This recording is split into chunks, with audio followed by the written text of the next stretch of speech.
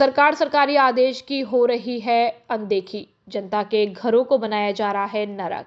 आबादी क्षेत्र में मोटी बचत के चक्कर में बिना खुदाई की बनाई जा रही है आरसीसी सड़क। सरानीखेड़ा क्षेत्र के भील गांव में चल रहे सीसी सड़क निर्माण कार्य में ग्रामीणों को परेशानी हो रही है। पुरानी सीसी सड़क को नहीं हटाया जा रहा, जिससे नवनिर्मित मकान नीचे पड़ रहे हैं। ग्रामीणों का कहना है कि इस महंगाई के दौर में मकान बनाना मुश्किल हो रहा है और इस समस्या का समाधान नहीं हो रहा। सरकार ने पहले ही सभी विभागों और निर्माण कराने वाली फर्मों और सार्वजनिक निर्माण विभाग के लिए आदेश जारी कर दिए कि जहां भी पुरानी सड़क पर निर्माण कार्य हो और मकान आबादी नीचे पड़ती जा रही है और रोड ऊपर होता जा रहा है, ऐसी स्थिति में पुराने रोडों को उखाड़कर नए सिरे से निर्माण कार्य किया जाना सुनिश्चित किया गया।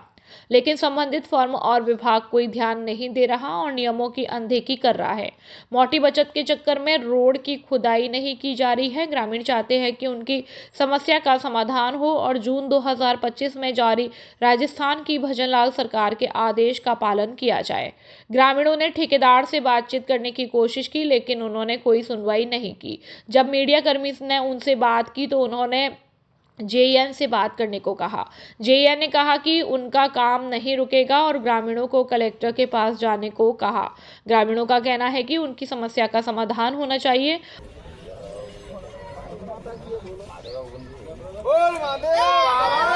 नीचे पड़ रहे हैं, इससे ये कुछ नहीं जाएगी।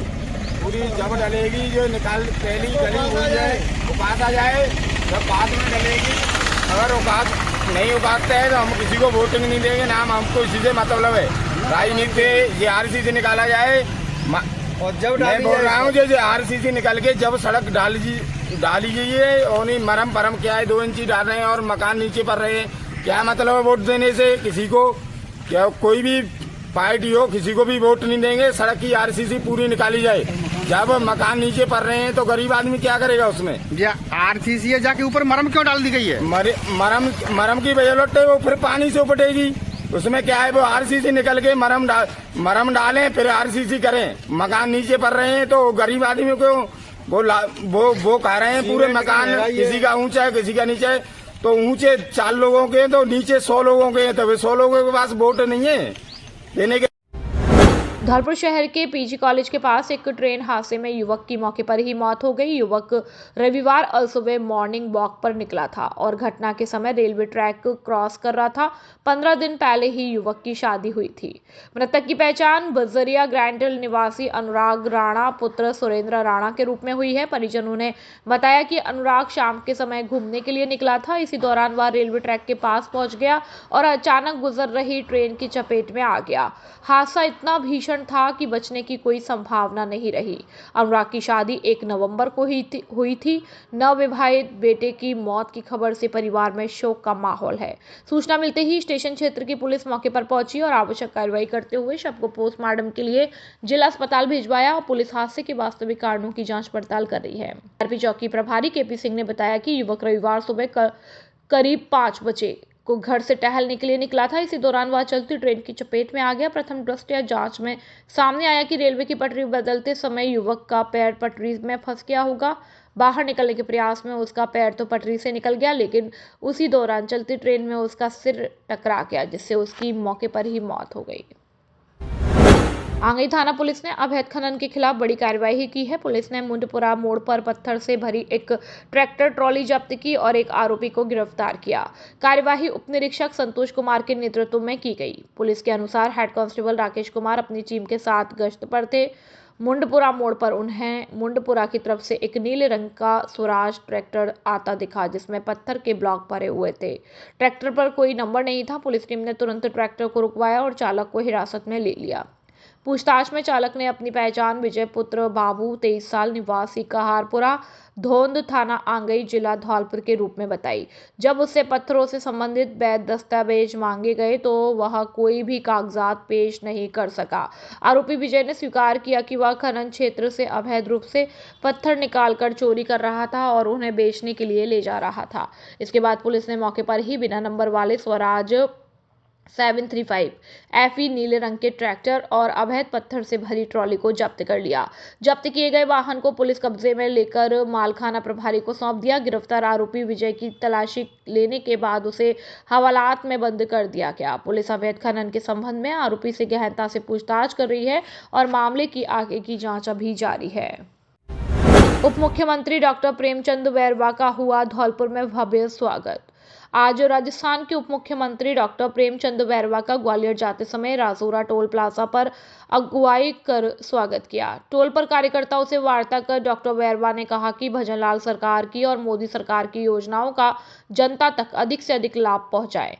धौलपुर जिले के सैकड़ों कार्यकर्ताओं ने डॉक्टर बैरवा का भव्य स्वागत किया। राजौरा टोल से उप मुख्यमंत्री ने भाजपा जिलाध्यक्ष को अपनी गाड़ी में साथ बैठाया और धौलपुर सागरपाड़ा तक साथ रहे।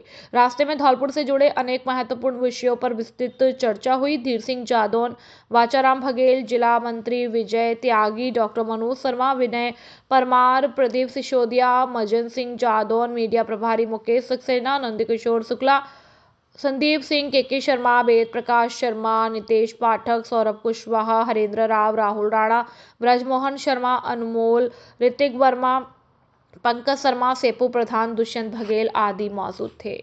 सर, जो बिहार में प्रचंड जीत मिली है भाजपा को, इसको लेकर के क्या कहना चाहेंगे आप?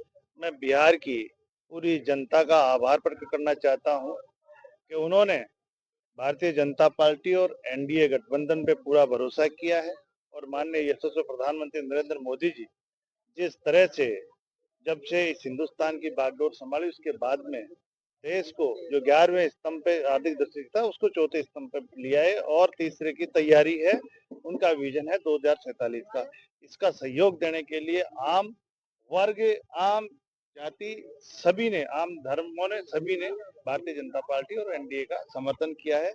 उनका बहुत बहुत आभार। और जिस तरह से वहाँ पे गुंडा राज जिस तरह से चल रहा था उसका खात्मा करने के लिए एनडीए की सरकार को उन्होंने सराहना और उनका सहयोग देकर भारतीय जनता पार्टी एनडीए की सरकार वहाँ पे बनाई है। इसके लिए मैं बहुत बहुत उनका आभारी। प्रचंड जीत हुई है, लेकिन राजस्थान की जनता की अपन बात करें तो राजस्थान में भाजपा सरकार है, फिर भी एक करारी शिकस्त कांग्रेस ने दी है। इसको लेकर क्या कहना चाहेंगे आप? जनता का जो भी मैंडेट है वो हम सबको उसको स्वीकार करना चाहिए। अब कोई भी कमी खामी रही है उस पर समीक्षा हमारे प्रदेश धौलपुर के कार्यकर्ताओं के लिए क्या संदेश देना चाहेंगे आप भाजपा के कार्यकर्ताओं? मैं धौलपुर के कार्यकर्ताओं को यही संदेश देना चाहता हूं कि हम जिस परिवार के सदस्य हैं, जिस विश्व में सबसे बड़ी पार्टी है, उस पार्टी के हम सदस्य हैं और सब मिलकर हमारे इस परिवार को आगे बढ़ाएं ताकि हमारे यशस्वी प्रधानमंत्री नरेंद्र मोदी जी का जो विजन है वो विजन पूरा हो। और जिस तरह से हिंदुस्तान की जो प्रगति हो रही है और हमारी पीढ़ियां जिन कामों की आस करती थी उन कामों को भी हमारे यशस्वी प्रधानमंत्री जी ने पूरा किया।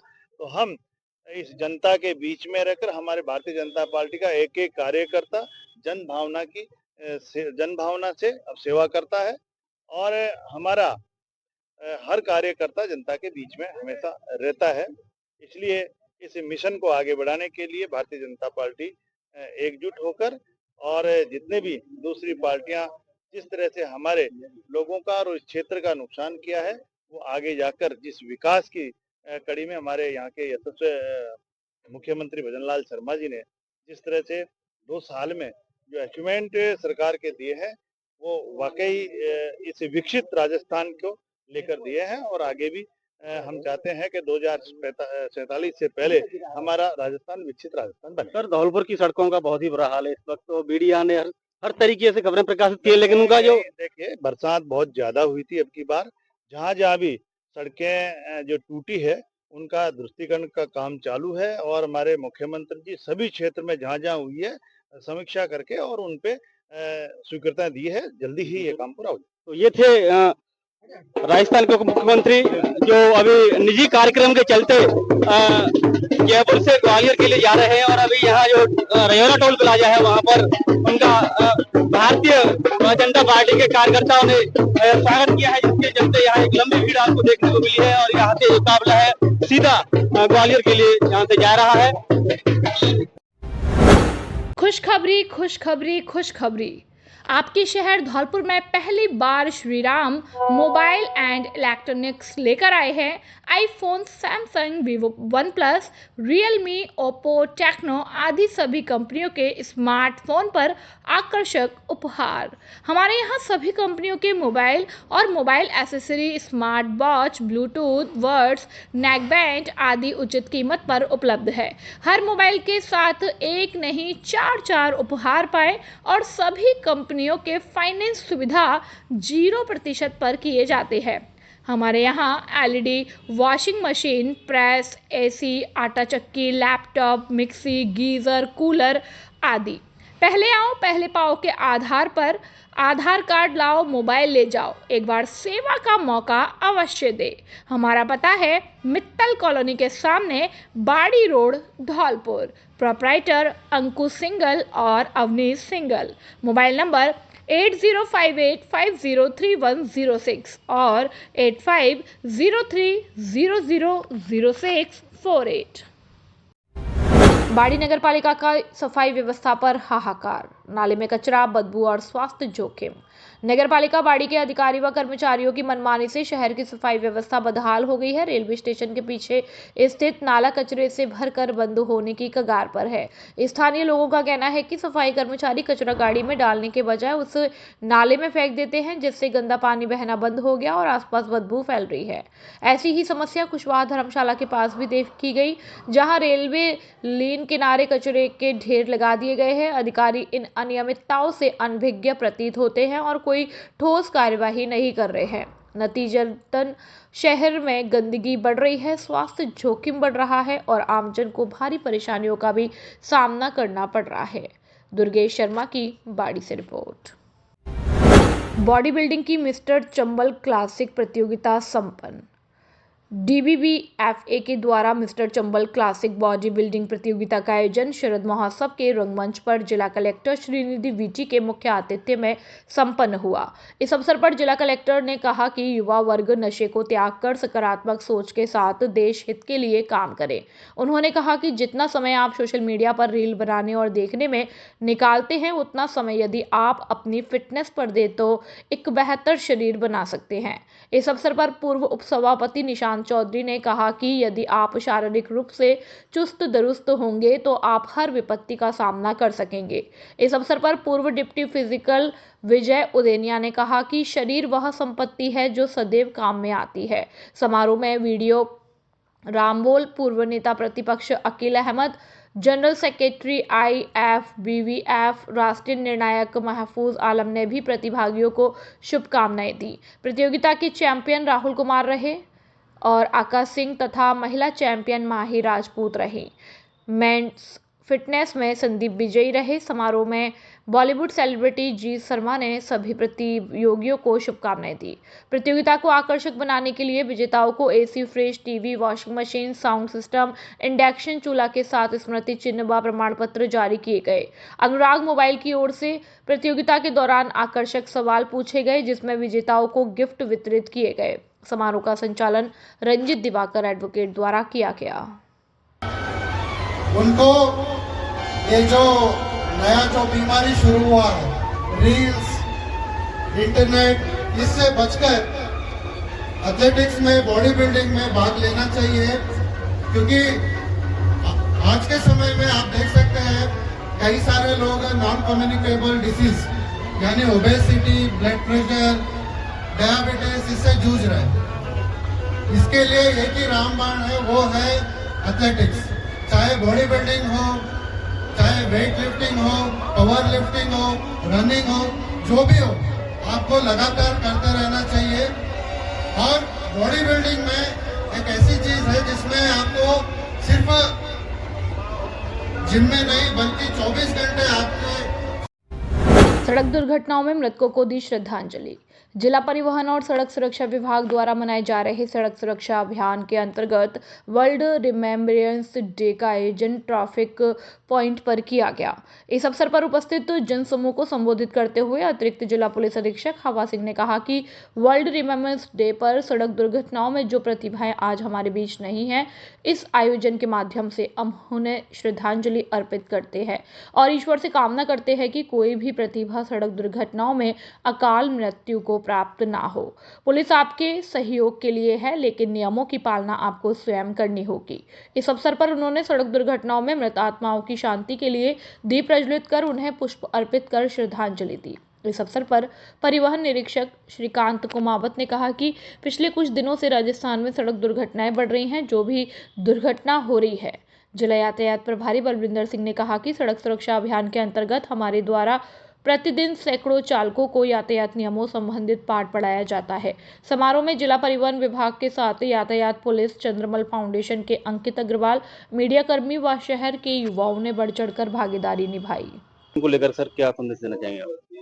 आज हमने गुलाब बाग पे यातायात पुलिस और परिवहन विभाग ने मिलकर के वर्ल्ड रिमेम्बरेंस डे के उसमें हमने आयोजन रखा था, जिसमें दीप प्रज्वलित कर जो पुण्य आत्माएं जिन्होंने रोड ट्रैफिक एक्सीडेंट में अपने जीवन खोया है, उनको श्रद्धांजलि दी गई थी। और इस अवसर पर सभी देशवासियों और धौलपुर निवासियों को हमारा यह सुझाव है कि ट्रैफिक नियमों की पालना करें। कोई भी विपरीत दिशा में अपना रॉन्ग साइड में वाहन नहीं चलाएं, हेलमेट पहने, छोटे बच्चों को वाहन नहीं दें और ओवरलोडेड वाहन नहीं चलने दें और पूरा सभी ट्रैफिक नियमों की पालना करें कि हमारा जो सड़क दुर्घटनाएं हैं उनमें कमी आ सके और कैजुअलिटी एंड जो हमारे घायलों की जो संख्या है वो कम हो सके। धौलपुर पुलिस और यातायात पुलिस के द्वारा क्या कुछ नवाचार किए जा रहे हैं इनको कंट्रोल करने के लिए? इन पे सभी पे विशेष अभियान चला करके भी अब तो पिछले 10-15 दिन में श्रीमान एसपी साहब के निर्देशानुसार, पुलिस मुख्यालय के आदेशानुसार विशेष ट्रैफिक वाला पूरे जिले में ही किया जा रहा है कि इनकी यातायात नियमों की पालना हो, गलत दिशा में कोई नहीं चले, हेलमेट लगा के चले और गाड़ी में सीट बेल्ट वगैरह का जो भी हमारे यातायात नियम है उनकी हम सख्ती से पालना करवाने के लिए लोगों को जागरूक भी कर रहे हैं और समझाइश भी कर रहे हैं और चालान भी कर रहे हैं। धौलपुर के कोतवाली थाना क्षेत्र में शनिवार रात सड़क हादसे में एक युवक की मौत हो गई। सागरपाड़ा मोहल्ले के पास एक अज्ञात वाहन ने युवक को जोरदार टक्कर मार दी। मृतक की पहचान महात्मा नंद की बगीची निवासी सत्य कपूर पुत्र रामदीन निषाद के रूप में हुई। परिजनों के अनुसार सत्य कपूर उत्तर प्रदेश में मजदूरी करता था और हाल ही में घर लौटा था। शनिवार शाम वह किसी काम से सागरपाड़ा की ओर गया था। उसी दौरान तेज रफ्तार अज्ञात वाहन ने उसे टक्कर मार दी।